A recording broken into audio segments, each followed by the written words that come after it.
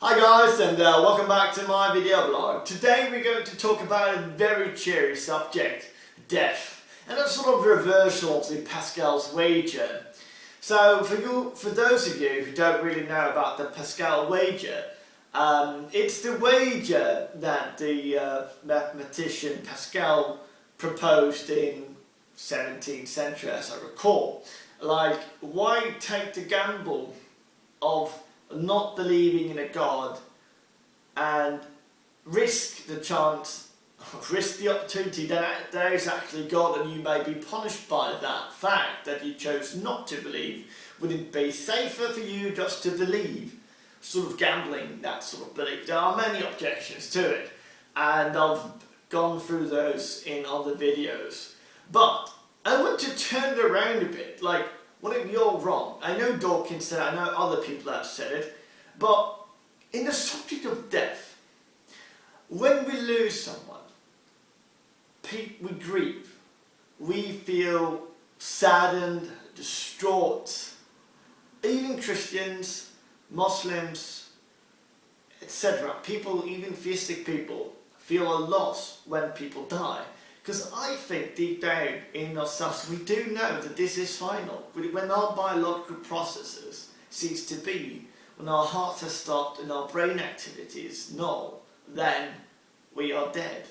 There's no way of coming back. There's no way we could be certain we ever see that person again.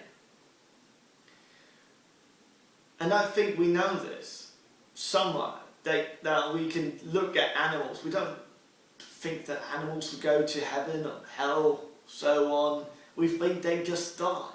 And we as humans are animals as well. We don't have some kind of magical thing that has been shown to be true that makes us believe that we would actually live on in an afterlife. And when I say this, it's also because I think atheists are some of the people who most sincerely could condone to someone's loss when someone has passed away. Because we know that life is precious. We know we got one shot. Some of us are dealt bad cards, some of us are dealt good cards, and genes and upbringing and so on. But we still only got one chance, one opportunity to make the best of it. And I always wonder, like these theist people, people who have given their belief some sort of thought, like, what if you're wasting your entire life on not taking up these opportunities that might improve your life somehow? Like, let's say you meet a nice girl, but you can't be with her because she might have a different faith, or your faith says you're not allowed to be with a girl unless you're married, and etc. And you lose that opportunity, an opportunity that might actually give you happiness. But your theistic beliefs holds you back and says, no, it's wrong. We condemn this because our holy books, our doctrines, our scripture, our dogma says it. We can't show you scientifically. You just have to take it on faith. Wishful thinking, blind faith, taking a leap of faith, as Kierkegaard put it. But we only got one chance. What if you're wrong? What if when you die there is absolutely nothing? Wouldn't you think you wasted your life? Well, you probably wouldn't think that because you'll be bloody dead. But at your deathbed, or in your life general as it is now, isn't that things that you, as a theist, would have thought, like, I could have done that differently? We all got that, even regardless of the atheist or theist. But if you have a faith, a belief, a religion that plays in and gives you some supernatural reason why not to do something that might actually make you happy. What if you're gay and you just force yourself to be in this faith, even though it condemns your very nature of who you are? You'll be miserable. And that's also why many people can't take it. Many people go down with depressions. Many people leave the churches and get distraught because they don't have a safety net. They don't know what else, because they're most likely being brought up in that faith.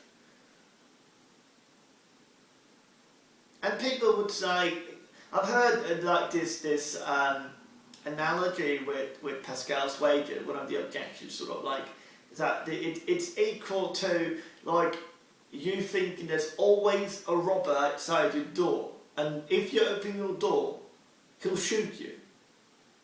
I can't tell you when he's there, I can't tell you if he's there behind your door, but he might be.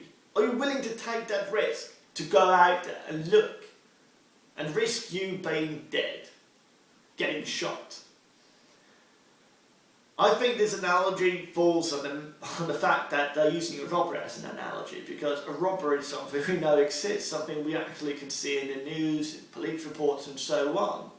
I prefer saying, giving a supernatural thing just as God is, saying it might be a leprechaun out there that would kill you if you open your door. Would you rather stay in your house forever and make that leprechaun happy? Because he would be fucking pissed if you go outside and he'd kill you. Would you wager that? It's the sort of same thing that theistic people who tell people this Pascal's Wager, they are trying to do. They have this home which is their belief. They want to stay within that home. They don't risk looking outside the door, even thinking that there might not be this supernatural entity out there that will condemn you for looking beyond the door.